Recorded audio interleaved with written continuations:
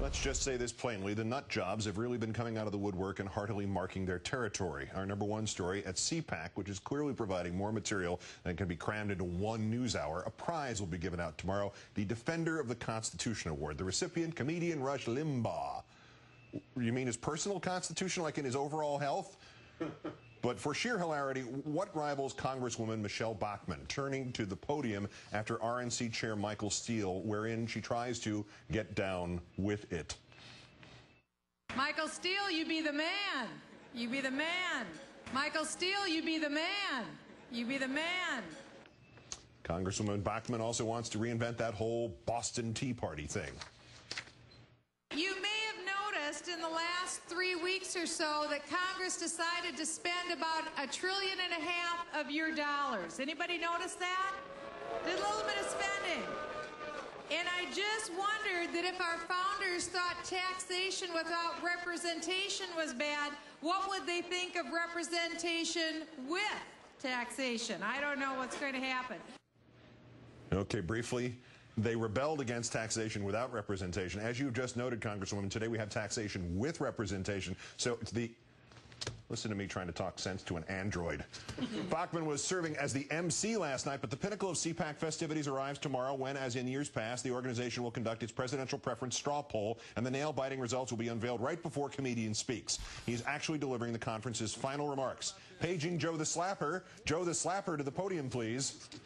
Let's bring in the host of VH1's Best Week Ever, comedian Paul F. Tompkins. Good evening, Paul. Evening, Keith. All right, let's toss in another layer of context here. The RNC chair, Mr. Steele, has said that he wants Republicans to appeal to urban, suburban hip-hop settings. So suddenly, Congresswoman Bachmann's "you be the man" thing makes perfect sense? Oh, it makes a ton of sense if you remember that Michelle Bachmann is the godmother of suburban hip-hop. What I love about that appealing to urban, suburban hip-hop types is that in that comma between urban and suburban, you can just hear him say, we already lost those people. It goes so fast. Urban, forget about it. Suburban hip-hop. And, of course, she's also known as Left Eye Bachmann. Goodness knows the RNC's outreach program to African Americans, to gays, to lesbians, to Hispanics, this has gone really well, right? Oh, yeah. Between African Americans, gays, and Hispanics, at this point, they only consider one of those people abominations before God. So that's progress in a way. And hopefully, in the next century, maybe CPAC will consider gay people to be 3/5 not abominable. Very nice. Which brings us to a full abominability and comedian Rush Limbaugh. And I mean, honestly, I had to wonder if the award is actually about his physical constitution, because if it actually is, if somebody actually thinks he's defending the paper one on which the government is based, there's no hope for that bunch, and there may be no hope for this country. I mean, for me, it's not so much that they're giving Rush Limbaugh bogus awards. It's more, how is Rush Limbaugh still around? It is 2009. Even Art Bell had the sense to reduce his radio presence. Well, reduction has never been #1 on Rush's list. Never mind. I can't throw that argument out too long without getting trapped in it myself here. But let's move on to the idea. If we have additional, this is apparently the only award they're giving out. What other ones could they be considering here for CPAC? Oh, probably stuff like whitest patriot or most flag fetishizing. I mean, if they had some self-awareness, they could give out fun awards like screwiest ball or crackedest pot. and best Sarah Palin impression. Without the glasses, Michelle Bachmann, and with the glasses, Tina Fey. So Joe the Slapping Plumber.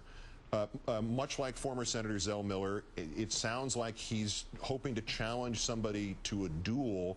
But is he helping? I mean, he's talked about running for office, and you know the book has already sold 5-10 copies. Do you hurt your political chances in the conservative movement by going around saying, "I want to shoot people"? Yeah, I just want to say this to Joe. Joe, nobody is talking bad about the troops. Nobody. I'm in show business. I'm not hearing anybody talk bad about the troops. You can't just set up these straw hippies that are going around bad-mouthing the troops. It's not happening. I know you want to shoot people, but you can't. It's possible Joe falls asleep a lot during the day, and what he dreams he thinks actually happened, because there's a huge disconnect going on. Ultimate commentary on this, Paul. CPAC is clearly, the first 2 days have been epically off the deep end. But Sarah Palin and Bobby Jindal were not there. That is, in its own sort of counterintuitive way, impressive, is it not? Oh, yeah, absolutely. I'm sure that, I think this is sort of like when Shelley Long left Cheers. You know, people thought, well, how are they going to continue without her? But then, look, these people are absolutely out of their minds. And how do you top a week like this? I mean, what could they possibly do next? Secede? Well, if they don't like the way things are going, it's possible they may have to submit themselves to the rule of Shaquille O'Neal and emigrate to the land of Twitteronia.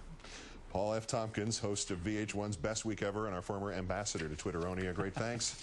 Have a good weekend. You too, Keith. Thank you.